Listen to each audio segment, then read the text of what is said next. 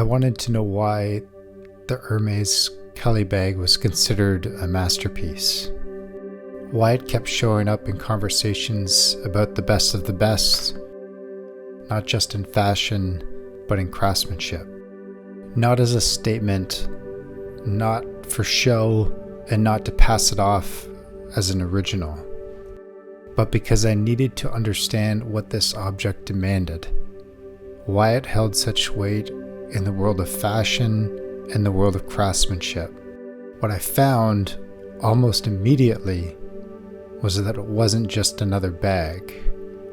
This was a standard, a challenge, a reminder of what precision and patience can create when nothing is rushed and nothing is compromised.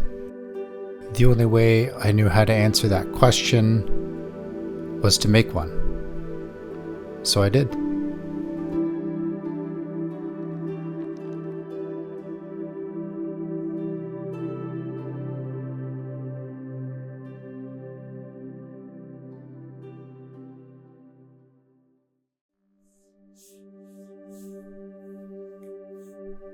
You don't really grasp what a design like this demands until you start cutting into the leather. But even before that, there's the pattern. Dozens of pieces that all have to fit together with intention. It's quiet, intense work, but exacting. That's when the idea of the Kelly, its reputation, its legacy starts to fall away.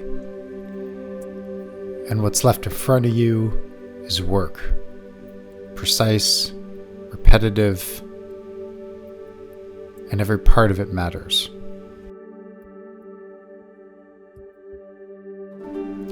The first few cuts are the hardest, not because they're difficult, but because they're final. Up until that point, it's all theory, measurements, sketches, prep work. But once a blade touches the leather, you're committed. Every edge you cut becomes a boundary you have to live with. There's no undo button with leather. No digital safety net. Just your hands, your judgment, and the hope you got it right.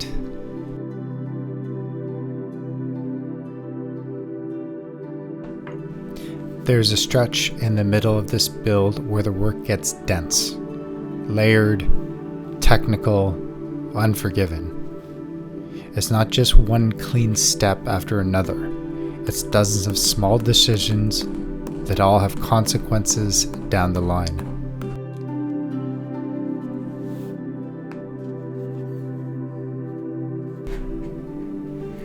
Nothing moves quickly here, but it can't drag either.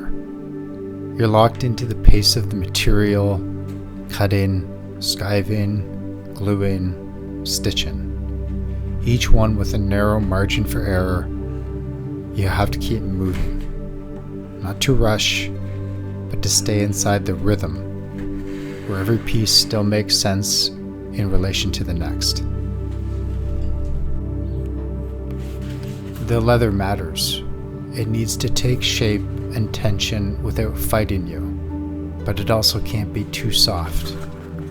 Every fold, every bevel has to hold up under handling, under time.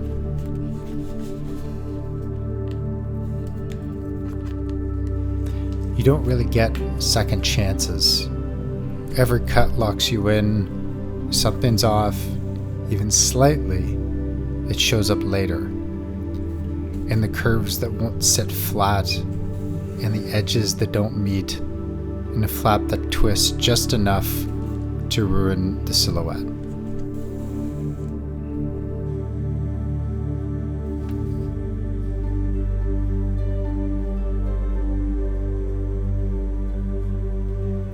You start to feel the weight of that.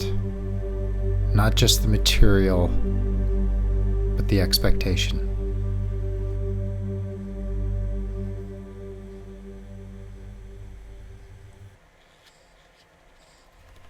Once the outer panels are complete, the final shape starts to lock in.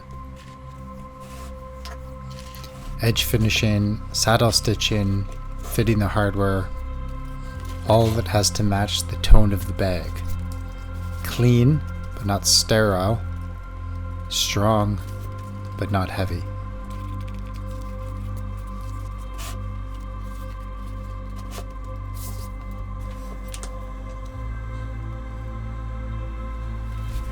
This is the part where the bag starts to feel like itself. Not just a set of panels, an object, a form. You're not making something new, you're aligning with something that's already been refined over decades. I wasn't trying to outdo Hermès or interpret the Kelly. I just wanted to see what it required, what the process actually felt like.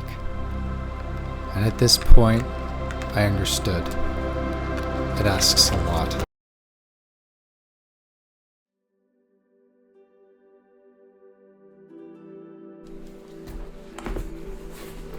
I didn't come out of this process with a perfect replica.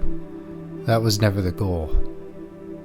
I came out with a deeper respect for the tradition, for the discipline, and for the people who have made this their life's work.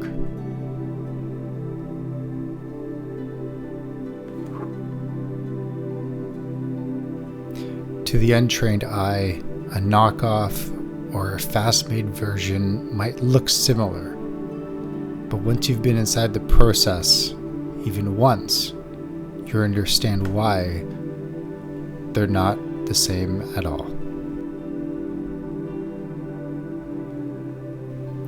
You can't fake structure, you can't fake precision, and you definitely can't fake what it takes to make something this refined, this quiet, and this exact.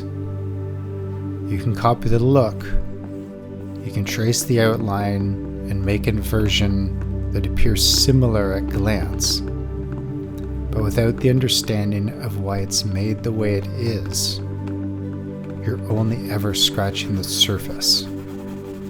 And at best, you're a copy.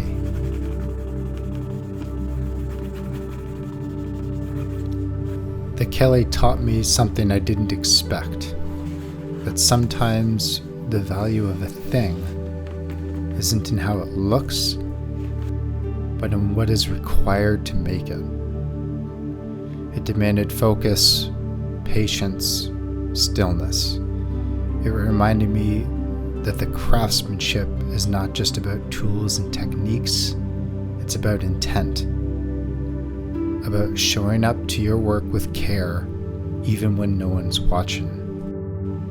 So after spending 40 hours making the Kelly bag, do I understand its weight in the world of fashion and craftsmanship? Yes. Because true beauty in a bag like this doesn't come from how it looks. It comes from how it's made.